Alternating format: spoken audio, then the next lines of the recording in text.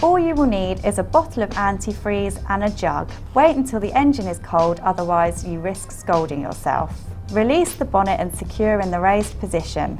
Identify the coolant tank. If you are unsure, refer to your vehicle handbook. You should be able to see a minimum and maximum guide on the side of the tank or inside the tank.